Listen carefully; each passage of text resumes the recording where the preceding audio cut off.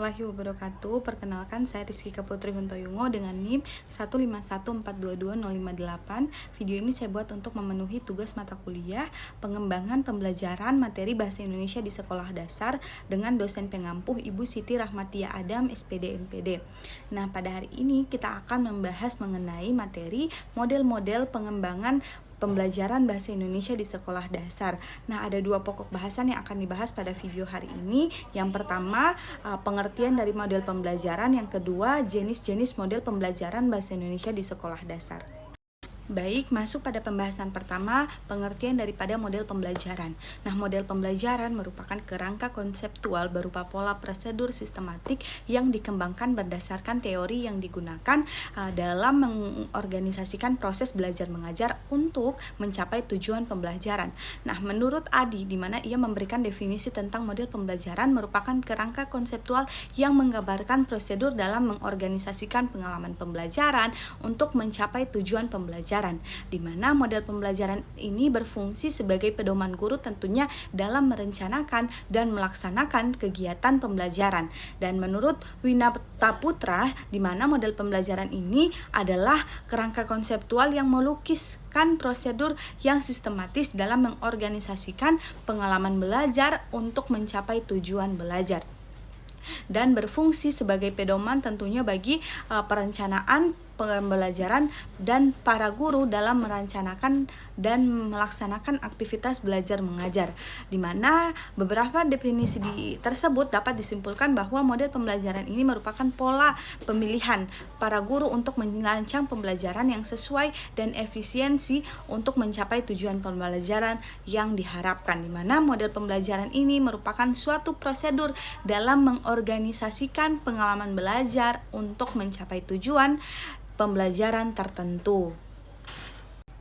Nah, tentu dalam kegiatan belajar mengajar, seorang pendidik harus bisa memilih dan menerapkan strategi, model maupun metode pembelajaran yang tepat guna, dan adapun macam-macam model pembelajaran yang bisa digunakan dalam pembelajaran bahasa Indonesia akan kita bahas pada slide berikutnya.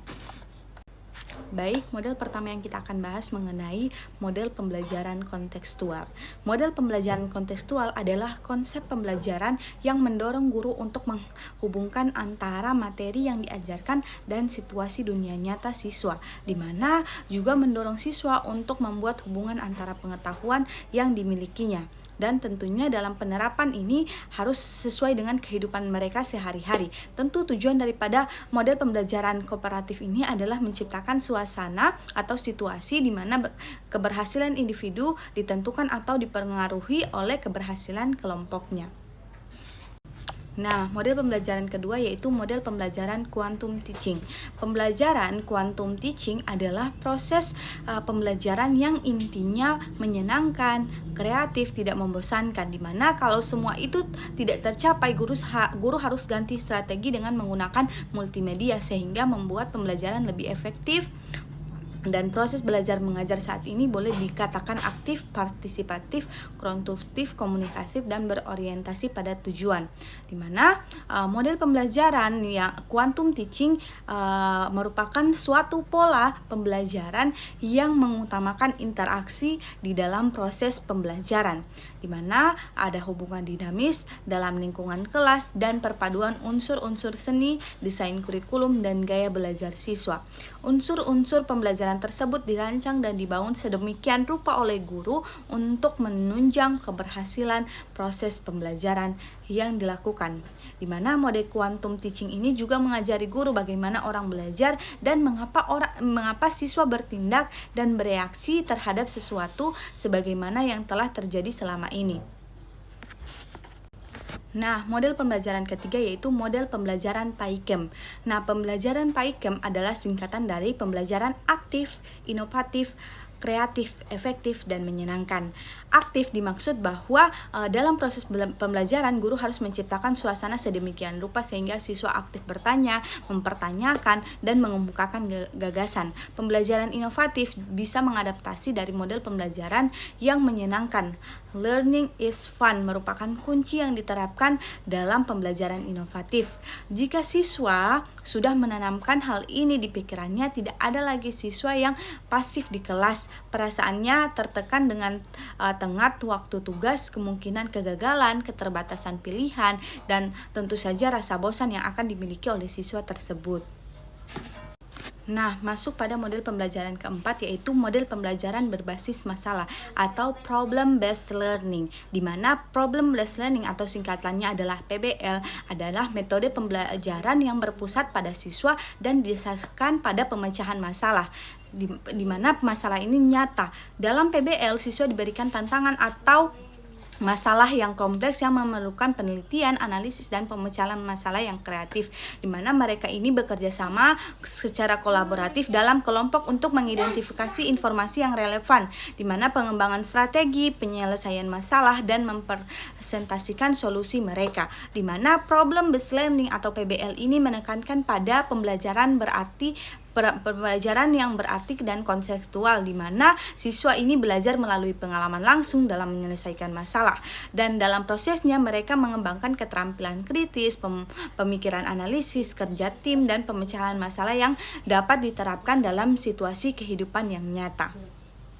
Nah, baik, masuk pada model pembelajaran kelima, yaitu pembelajaran kolaboratif, di mana pembelajaran kolaboratif ini merujuk pada kegiatan pembelajaran yang sengaja dirancang atau dilaksanakan secara berpasangan ataupun dalam kelompok kecil. Nah, pembelajaran kolaboratif ini terjadi ketika kelompok kecil peserta didik saling membantu untuk belajar. Ketika pembelajaran kolaboratif digunakan untuk mendukung pembelajaran, peserta didik tentunya cenderung lebih terlibat dan juga mempertahankan informasi lebih baik dan memiliki hasil belajar yang lebih baik daripada peserta didik secara individual tentunya. Nah, pembelajaran kolaboratif ini biasanya melibatkan peserta didik yang bekerja sama, yang memiliki kedudukan relatif setara, yaitu usia atau kelas yang sama, dan mendekati tingkat pemahaman topik yang sama juga, di mana berkolaborasi peserta didik juga biasanya berbagi tujuan yang sama atau hasil yang diharapkan dalam bekerja sama, di mana kelompok belajar kolaboratif dapat berkisar sepasang peserta didik atau kelompok kecil di mana 3-5 orang, ataupun kelas belajar yang terdiri dari 25-35 peserta didik, hingga pembelajaran online berskala besar atau ribuan atau bahkan ratusan peserta didik. Nah, itulah penyampaian materi terkait dengan model-model pengembangan bahasa Indonesia di sekolah dasar. Selanjutnya dapat disimpulkan bahwasanya pengembangan model pembelajaran bahasa Indonesia di sekolah dasar bertujuan untuk menciptakan proses belajar yang efektif, menarik, dan relevan bagi siswa. Dengan memanfaatkan pendekatan yang beragam, pembelajaran dapat disesuaikan dengan kebutuhan dan karakteristik siswa, sehingganya kemampuan berbahasa mereka dalam mendengarkan, berbicara, menulis dapat berkembang secara optimal. Nah, penggunaan metode yang menggunakan partisipasi aktif siswa, kolaborasi, serta pemanfaatan teknologi dan media pembelajaran yang beragam akan tentu dapat meningkatkan kualitas pembelajaran dan memastikan bahwa siswa akan memperoleh pemahaman yang mendalam dan aplikasi terhadap materi yang diajarkan.